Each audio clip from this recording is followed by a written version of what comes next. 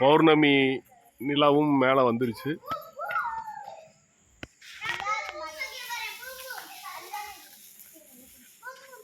மேலே வந்துட்டு இருக்கு.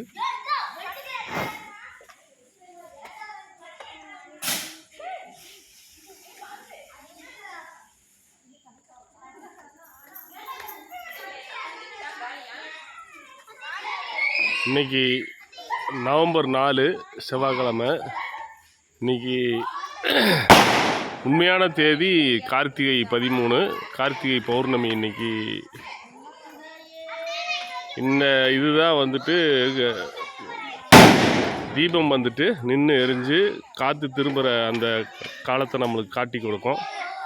இந்த பௌர்ணமியில் தான் எல்லா மலைகள்லேயுமே தீபம் வச்சு காற்று திரும்புதா இல்லையா அப்படிங்கிறத எல்லாரும் கொண்டாட வேண்டிய தருணம். ஆனால்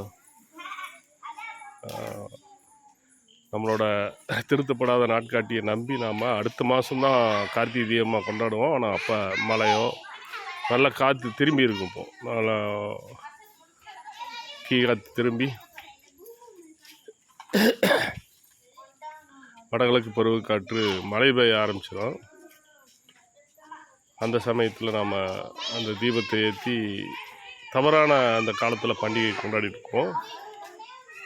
இது நீங்கள் வீட்டில் அவங்க வீட்டில் ஒவ்வொரு வருஷமும் வச்சு பார்த்தா நம்மளுக்கு இது புரியும். நம்மளோட திருத்தப்படாத நாட்காட்டி, திருத்தப்பட வேண்டிய முக்கியம் நம்மளுக்கு புரியும். ஏன்னா விவசாயத்தில் அது ரொம்ப நம்மளை பாதிப்புக்கு உள்ளாக்குது. இப்படி ஒவ்வொரு நிகழ்வுகளையும் நம்மளுக்கு நம் தமிழ் மரபு நம்மளுக்கு நல்ல ஒரு வழிகாட்டியாக